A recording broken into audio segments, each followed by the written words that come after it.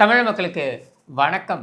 நடக்கிற அரசியல் பரபரப்புக்கு மத்தியில் சில காமெடி கூத்துகளும் அரங்கேறி கொண்டிருக்கிறது அப்படின்றத பார்க்கணுன்றது தான் இந்த காணொளி. ஏன்னா பரபரப்பாக அரசியல் பேசுகிறோம், டென்ஷனில் பேசுகிறோம், என்னென்னமோலாம் நடக்குது. ஆனால் அதுக்கு நடுவில் கொஞ்சம் காமெடிகளும் நம்ம ரசித்தா தானே நமக்கும் ஒரு பிரேக் வேண்டாமா அப்படின்றதுக்கு நமக்கு வரப்பிரசாதமாக அமைந்திருப்பது யார் அப்படின்னு பார்த்தீங்கன்னாக்க நம்ம ஸ்டாலின். ஸ்டாலினுடைய சமீபத்திய ட்வீட் எல்லாம் எடுத்து பார்த்தீங்கன்னாக்க இளைஞர்களை கவர்ற மாதிரி இருக்கணுன்றதுக்காக அந்த வார்த்தைகள்லாம் போட்டு வந்து புதுசாக, அதாவது இப்போ இருக்கக்கூடிய ஜென்சி கிட்ஸோடைய அந்த வார்த்தை நடையெல்லாம் வந்து பயன்படுத்த ஆரம்பிச்சிட்டார். சரி, அது ஒரு பக்கம் இருக்கட்டும். இதில் என்ன பண்ணுறாரு அப்படின்னா, இந்த கழக உடன்பிறப்புகளான உளுத்தம்பருப்புகள் இருக்காங்க இல்லையா, இந்த உடன்பிறப்புகளான உளுத்தம்பருப்புகளுக்கு ஸ்டாண்டர்ட் இன்ஸ்ட்ரக்ஷன். அதாவது இவர் ஆட்சியில் இருக்கும் பொழுதே, இவர் சிஎம்மாக இருக்கும் பொழுதே பெருசாக வேலை ஒன்றும் பண்ணி கழிக்கலையே. அப்போ என்ன பண்ணுவார்னா, இவர் ஒரு வாட்ஸ்அப் கிளப் ஒன்று வச்சுருந்தார், ஒரு வாட்ஸ்அப் குரூப். இந்த வாட்ஸ்அப் குரூப்பில் யார் யாரெல்லாம் இருக்காங்கன்னா, இந்த அமைச்சர்கள், அப்புறம் இந்த மாவட்ட செயலாளர்கள், இவங்கெல்லாம் இருக்கக்கூடிய வாட்ஸ்அப் குரூப். இந்த வாட்ஸ்அப் குரூப்பில் என்ன பண்ணுவார்னா, இவர் இந்த தூக்கி கட்டுவார் இல்லையா, இந்த தூக்கி கட்டுவார்னு நான் சொல்கிறது இந்த ஜிம் எக்யூப்மெண்ட்லாம், அதையெல்லாம் அந்த இதெல்லாம் வந்து காலையிலேயே எடுத்து போடுவார் வீடியோவெல்லாம் அந்த குரூப்பில். என்னென்னா அவங்களெல்லாம் மோட்டிவேட் பண்ணுறாங்களா, பாருங்கள் நான் வந்து இவ்வளோ எக்ஸசைஸ்லாம் பண்ணி இவ்வளோ ஆக்டிவாக இருக்கேன், நீங்களும் அப்படி இருக்கணும் அப்படின்னு சொல்லிட்டு. அப்புறம் இவர் மோட்டரை வச்ச சைக்கிளில் அப்படி மிதிக்கிற மாதிரி போகிறது, இதெல்லாம் அதில் ஃபஸ்ட்டு போடுவார். அதில் போட்டதுக்கப்புறம் சில பேர் வந்து அதை மீடியாவுக்கு ஷேர் பண்ணுவாங்க. இப்படி தான் நடந்துக்கிட்டு இருக்கோம். அப்போது அதில் இவர் வந்து என்ன சொல்லியிருக்காரு இப்போன்னா, நாம் வந்து எதனால் தோற்றுட்டோம்னா, நம்ம பார்க்குறோமே, ஒரு இழவு வீட்டில் கூட ஒரு 10 நாளில் சகஜ நிலைக்கு வந்துடுவாங்க. இவங்க இன்னும் சகஜ நிலைக்கு வந்த பாடு இல்லை. ஏன்னா எதை எடுத்தாலும் ஒரே அழுகை, ஒரே புலம்பல், ஒப்பாரி, திட்டுறது, இதான் நடந்துக்கிட்டு இருக்கு. ஸோ இவங்க என்ன முடிவுக்கு வந்திருக்காங்கன்னா, இன்ஸ்டாகிராமால் தான் நம்ம வந்து தோற்று போனோம். அதாவது இவர் பையன் வந்து திமிர் எடுத்து, கொழுப்பெடுத்து, ஊர் பணத்தை எடுத்து, இவருடைய பர்சனல் தேவைக்காக ரேஸ் விடுறதா இருக்கட்டும், இல்லை ஊராக போய் இவங்க அடித்த கூத்தாக இருக்கட்டும், ஒவ்வொரு ஊர்லேயும் இருந்த அமைச்சர்கள்ங்கிற பேரில் இந்த சேகர் பாபு போன்ற பொறுக்கிகள்லாம் வந்து செய்த அட்டுழியமாக இருக்கட்டும், இதனாலலாம் இவங்க தோக்கலையாம். இவங்க தோற்றதுக்கு காரணம் வெறும் இன்ஸ்டாகிராம். அதனால் நீங்கள் எல்லோரும் இன்ஸ்டாகிராமில் நுழைந்து விடுங்கள் அப்படின்னு சொல்லிட்டு இவர் வந்து ஒரு முடிவை எடுத்து, எப்படிப்பட்ட ஒரு ஒரு ஒரு இது பாருங்கள், கன்க்ளூஷன் பாருங்கள். அதாவது 75 ஆண்டு கால பாரம்பரியம் மிக்க ஒரு கட்சி, என்ன பாரம்பரியம்னு கேட்காதீங்க, அது வேறு விஷயம். பட் இருந்தாலும் பாரம்பரியம்னு வச்சுப்போமே, ஒரு கட்சி, அந்த கட்சி தேர்தலில் எந்த காலத்திலும் வந்து அவர்கள் ஆட்சியில் இருந்து அந்த ஆட்சியிலிருந்து விட்டு போகும் பொழுது வெற்றி பெற்றது கிடையாது அப்படின்ற ஒரு வரலாறை கொண்ட அந்த கட்சி. அப்போல்லாம் இன்ஸ்டாகிராம் இருந்ததுன்னா அப்போல்லாம் இன்ஸ்டாகிராம் கிடையாது. இப்போ மட்டும் இன்ஸ்டாகிராம் காரணமா அப்படின்னு சொல்கிறது இருக்குது பார்த்தீங்களா. அதாவது திமுக காரனாக இருந்தது தான் பிரச்சனையே.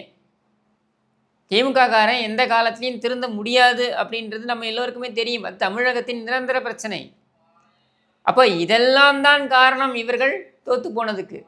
ஆனால் அதையெல்லாம் மறந்து இன்ஸ்டாகிராமால் தான் நம்ம தோற்றோம் அப்படின்ற ஒரு மிகப்பெரிய ஒரு அப்படியே ஒரு அரிய கண்டுபிடிப்பை கொண்டு வந்து வைத்துவிட்டு, அந்த கண்டுபிடிப்பின் அடிப்படையில் நீங்கள் எல்லாரும் இன்ஸ்டாகிராமுக்கு போங்க அப்படின்னு இவர் சொல்ல, இந்த உடன்பிறப்புகளான உளுத்தம்பருப்புகள் எல்லாம் இன்ஸ்டாகிராமுக்குள்ளே வரேன்னு இந்த பூமரங்கள்லாம் இன்ஸ்டாகிராமுக்குள்ளே வந்து, அந்த இன்ஸ்டாகிராமில் ஒரே கலைவரம். அதில் வீடியோக்கள்லாம் பார்த்தீங்கன்னா பயங்கர உச்சபட்ச காமெடி. அதாவது இளைஞர்களெல்லாம் கவர்றோம் பேர் வழின்னு அந்த இன்ஸ்டாகிராமில் வந்து ஓடி வருகிறான் உதய சூரியன் அந்த பாட்டு எல்லாம் போட்டு பேக்ரவுண்டில் அந்த பிஜிஎம்மோட இவனுங்க ஆக்டிங் கொடுக்குறதா இருக்கட்டும், இவனுங்க கொடுக்குற காமெடிகள்லாம் இருக்குது பாருங்கள். சிரித்து நம்மளால் முடியல, சரியா. அப்போது ஒரு கட்சியே கேலி கூத்தாக மாறி வைத்திருக்கின்ற பெருமை ஸ்டாலினை சேரும் அப்படின்னோன்னா நம்ம சொல்லலாம். அதாவது அவருடைய தந்தை கருணாநிதி வந்து இந்த மாதிரியான புதிய ஆப்ஸ் எல்லாம் வரும்பொழுது, இல்லை புதிய அப்ளிகேஷன்ஸ்லாம் வரும்பொழுது, அல்லது திமுகவுக்கே இருக்கக்கூடிய ஒரு ஒரு ஸ்ட்ராங் பாயிண்ட், அவர்களுடைய முக்கியமான ஒரு பண்பு என்ன அப்படின்னாக்க, இது போன்ற புதிய பரிமாணங்களுக்கு இந்த உலகம் மாறும் பொழுது அதற்கு ஏற்ப தங்களை மாற்றிக்கொள்வதற்கு முதலில் வரக்கூடியவர்களாக அவர்கள் இருப்பார்கள். பார்த்தீங்கன்னா சோஷியல் மீடியா காலத்திலேயே பிளாக், அதுக்கு முன்னாடி பிளாகெல்லாம் இருந்தது. அந்த பிளாக் ஸ்பேஸ் இருந்த காலத்திலே பார்த்தீங்கன்னா அவங்க தான் முதல்ல வந்து கோல் வச்சுனாங்க அதில்.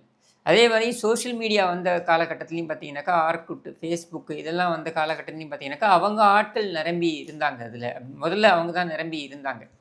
இதெல்லாம் அவங்க செய்வாங்க, அதெல்லாம் நான் இல்லைன்னு சொல்லலை. ஆனால் இன்னைக்கு இருக்கக்கூடிய இந்த நியூ ஏஜ், அதாவது இந்த ஜென்சி அப்படின்னு சொல்லக்கூடிய இந்த காலகட்டம் இருக்கு இல்லையா, இந்த காலகட்டத்தில் இவர்கள் தோற்றதுக்கு காரணம் இன்ஸ்டாகிராம் தான் அப்படின்னு நினைக்கிறது இருக்கு இல்லையா, அதை விட ஒரு பைத்தியக்காரத்தனம் எதுவும் இருக்க முடியாது. வெறும் ஒரு இன்ஸ்டாகிராமை வைத்து மக்களை வந்து திசை திருப்பி விட முடியுமா என்றால், திசை திருப்புகின்ற அளவிற்கு மக்களை கொண்டு போய் நிறுத்தி இருப்பது நீங்கள் தான். நீங்கள் சோஷியல் மீடியாவுக்கு மட்டும் எவ்வளவு செலவு பண்ணீங்கன்றதை எடுத்து பாருங்கள். அதுக்காகவே ஒரு கூலிப்படையை வைத்து நீங்கள் எவ்வளோ செலவு பண்ணீங்கன்றதை எடுத்து பாருங்கள். ஒவ்வொரு தகவலும் மக்கள் முன்னாடி வந்து அது பேசி பொருள் ஆகக்கூடாது என்பதற்காக மடைமாற்றம் செய்வதற்கு நீங்கள் மீடியாவையும் சோஷியல் மீடியாவையும் எப்படியெல்லாம் கையாண்டீங்கன்றதை யோசிச்சு பாருங்கள். இதையெல்லாம் செய்த பொழுது மக்களுக்கு உங்கள் மீது ஒரு ஒரு வெறுப்பு வர ஆரம்பிச்சிருச்சு. அந்த வெறுப்பு பயத்தோடு சேர்ந்துக்குச்சு. ஏன்னா யார் எதிர்த்து பேசினாலும் அவர்கள் எல்லாரும் நீங்கள் தாக்குகிறீர்கள் அப்படின்றதுனால அந்த வெறுப்பு பயம் இது ரெண்டும் கலந்து வர ஆரம்பிச்சிருச்சு.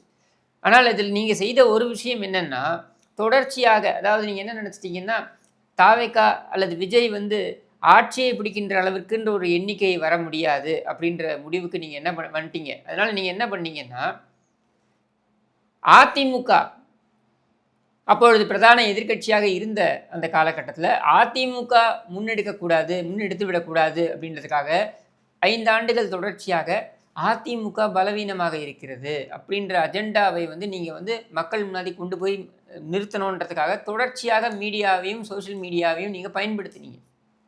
அதற்கு அதிமுகவும் தீனி போட்டுக்கொண்டே இருந்தது. அதை சரியாக அதிமுக எதிர்கொள்ளவில்லை. அதை எதிர்கொள்ளாத காரணத்தினால என்ன ஆச்சு, மக்களுக்கு நீங்கள் போகணும், அதே சமயத்தில் நீங்கள் பரப்பினீங்க பாருங்கள், அதிமுக பலவீனம் அடைந்திருக்கிறது அப்படின்னு சொல்லிட்டு அந்த எண்ண ஓட்டமும் உள்ளே வந்து பதிஞ்சிருச்சு. அப்போ என்ன தான் செய்யறதுன்னும் பொழுது அப்போது இருக்கிற ஒரே மாற்று தாவேகா, விஜய் தான். அப்போ விஜயால் தான் இவர்களை தோற்கடிக்க முடியும் அப்படின்ற முடிவுக்கு ஒரு முக்கியமான ஒரு எண்ணிக்கை கொண்ட மக்கள் வந்து முடிவெடுக்கிறாங்க. அதன் அடிப்படையில் தான் விஜய்க்கு 108 இடங்கள் போகிறது, 47 இடங்கள் அதிமுகவுக்கு வருது, கூட்டணி கட்சியோட சேர்த்து 53 54 இடங்கள் வருது. திமுக வந்து அவங்க 64லேருந்து அந்த 57 தொகுதிகள் அவங்க ஜெயிக்கிறாங்கன்னு நினைக்கிறேன். அதுக்கப்புறம் கூட்டணி கட்சிகளோடு சேர்த்து அவங்க 66 என்னமோ வராங்க, 66 67 வராங்க. அப்போ இதில் என்ன நம்ம புரிந்து கொள்ள முடிகிறது, மக்கள் உங்களை நிராகரிக்க வேண்டும் என்ற முடிவை எடுத்து விட்டார்கள். அந்த முடிவிற்கு இன்ஸ்டாகிராம் என்ற ஒன்று மட்டும் இல்லை, இந்த இன்ஸ்டாகிராம் என்பதில் உங்களுக்கு எதிரான பரப்புரை என்பது நீங்கள் உங்களுடைய பரப்புரை காட்டிலும் அதிகமாக நடைபெற்றது. அது ஏன் நடைபெற்றதுன்னா இயல்பாகவே நடைபெற்றது. உங்கள் ஆட்டம் தாங்க முடியாமல் அது இயல்பாகவே நடைபெற்றது. அப்போ நீங்கள் ஏன் ஆடணும், அதற்கு நீங்கள் இடம் கொடுத்தீர்கள் அப்படின்றது உண்மை தானே. நீங்கள் இடம் கொடுக்காமல் இருந்திருந்தால் இந்த பரப்புரை வந்திருக்க வாய்ப்பே கிடையாது. இன்ஸ்டாகிராமில் இன்னும் ஒரு 4-5 ஆப்பில் இருந்தாலும் உங்களை ஒன்றும் பண்ணியிருக்க முடியாது. கொழுப்பெடுத்து திமிர் எடுத்து அலைஞ்சது நீங்கள். அரிய வாய்ப்பை மக்கள் உங்களுக்கு கொடுத்தார்கள். 2021 கருணாநிதியுடைய மகன் 50 ஆண்டுகள் அரசியலில் இருக்கிறார். 50 ஆண்டுகள் அரசியல் இருக்கக்கூடிய ஒரு நபர், பாவம் அவருக்கு இந்த முதலமைச்சர் பதவி மட்டும் கிடைக்காமையே போகுது. அவங்க அப்பா இருந்த வரைக்கும் அவங்க அப்பா கொடுக்கல, இப்போவும் கிடைக்காம தான் நல்லா இருக்காது, பாவம் நம்ம ஓட்டு போடுவோம் அப்படின்னு சொல்லி மக்கள் நம்பி உங்களுக்கு ஓட்டு போட்டாங்க. அப்படி ஓட்டு போட்டு நீங்கள் வந்தீங்க. வந்த பொழுது நீங்கள் பேசினதெல்லாம் பெரிய பேச்செல்லாம் பெத்த பேச்சுன்னு வாங்கலாம், அந்த மாதிரி பெரிய பேச்சு. ஆனால் நடத்தையில் ஏதாவது சரியாக இருந்ததுன்னா கிடையவே கிடையாது. வந்த 3-4 மாதங்கள்லேருந்தே உங்களுடைய பித்தலாட்டங்கள் ஆரம்பித்து விட்டது. உங்களுடைய முதல் கையெழுத்துன்னு ஆரம்பிச்சிங்க பாருங்கள், நீட் முதல் கையெழுத்துன்னு ஆரம்பிச்சிங்க பாருங்கள், அதுலேருந்து பித்தலாட்டம் தான். அதை மறைப்பதற்கு என்னென்ன நாடகங்கள், யாரையெல்லாம் பலிகடா ஆக்கினீங்க. அதே பத்மஸ்ரீ சாஸ்திரியில் ஒரு டீச்சர்,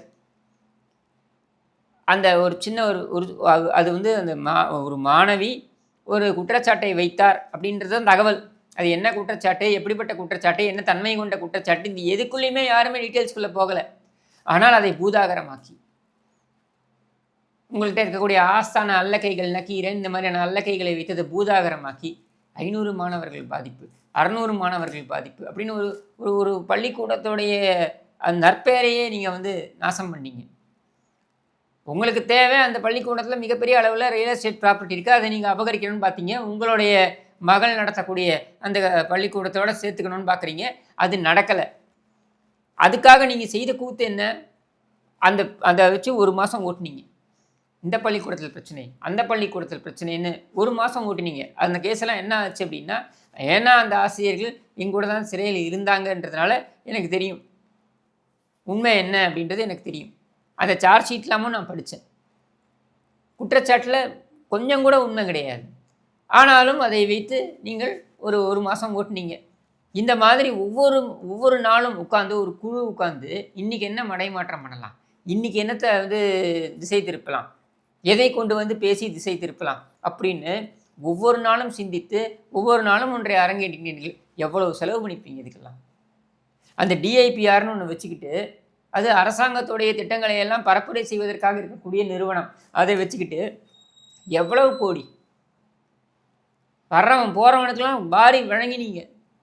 சீப்பு செந்தில் அவன் இவன்னு கணக்கே இல்லாமல் வாரி வழங்கினீங்க. அப்போ இந்த மாதிரியெல்லாம் நீங்கள் செலவு செய்தும் உங்களை தோற்கடித்தார்கள் என்றால், உங்களை மக்கள் வீட்டுக்கு அனுப்பினார்கள் என்றால், அது ஒரு இன்ஸ்டாகிராமால் தான் முடிஞ்சிருக்குமா? இந்த பைத்தியக்காரத்தை செய்யறதுக்காக மாவட்ட செயலாளர்லாம் இறக்கி விட்டுருக்கீங்க. எல்லாம் நல்லா எருமக்கடா மாதிரி வளர்ந்துக்கிட்டு இன்ஸ்டாகிராமில் வந்து சின்ன பசங்களோட போட்டி போடுறேன் பேர் வழின்னு கிரிஞ்சு பண்ணிட்டு சுற்றுதுங்க. கேவலமாக இல்லை? அப்போ கொஞ்சமாவது நாம் இந்த நிலைமைக்கு வந்ததுக்கு காரணம் என்ன? நம்மளுடைய கட்சிக்காரன் என்னென்ன செஞ்சான்? அவங்க சேகர் பாபுலேருந்து ஆரம்பித்து இந்த மாசு சார்லேருந்து ஆரம்பித்து இவனுங்க செய்த அட்டூழியங்கள் என்னென்ன, இதையெல்லாம் எடுத்து வச்சு அவங்களையெல்லாம் கூப்பிட்டு நீ கிளாஸ் எடுக்கணும், அதுக்கு முன்னாடி ஒம்பையனுக்கு எடுக்கணும், அதே உன்னால் முடியாது. அப்போ இதையெல்லாம் செய்யாமல் இன்ஸ்டாகிராமால் தோற்று போனோம், அதனால் இன்ஸ்டாகிராமில் பூந்து விளையாடுங்கன்னு சொல்லி அந்த ஆப்பையே நாசம் பண்ணி அந்த பக்கம் தலை வச்சு நாங்கள்லாம் படுக்க முடியாத அளவுக்கு உங்கள் ஆளுங்க கிரிஞ்சு பண்ணிட்டு சுற்றிட்டு இருக்கிறதெல்லாம் பார்க்கும்பொழுது உண்மையிலேயே இந்த காமெடியை, இந்த வீடியோக்கள்லாம் நீங்கள் பாருங்கள், இதை பார்த்து சிரிங்க மகிழ்ச்சியாக இருங்க என்று கூறி விடைபெறுகிறேன். நன்றி, வணக்கம். சோசியல் மீடியாவை சமூக வலைத்தளங்களை நாம சரியா பயன்படுத்திக்கணும். நம்ம கிட்ட வரலாறு இருக்கு, கொள்கை இருக்கு, சாதனை இருக்கு, எதிர்காலத்துக்கு தேவையான தொலைநோக்கு பார்வை இருக்கு. இது எல்லாத்தையும் இளைஞர்களுக்கு எடுத்து சொல்லணும், அவங்களுக்கு புரியுற மாதிரி சொல்லணும். புரிஞ்சுக்க ஆரம்பிச்சா இளைஞர்கள் திமுக நோக்கி தான் வருவாங்க. அதுக்காகத்தான் பொறுப்பும் கடமையும் இளைஞர்களான உங்ககிட்ட நான் ஒப்படைக்கிறேன்.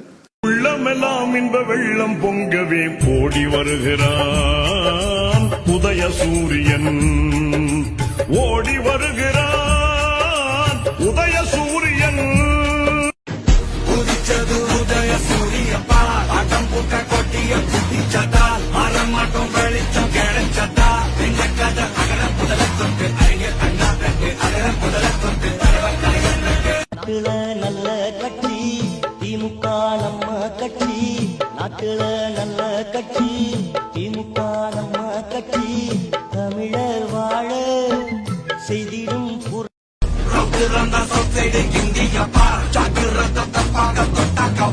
எங்க வண்ண கருப்பு சிவப்பு சா, எங்க கதை அகர முதல தொட்டு தாடி கிளம்ப பிளட்.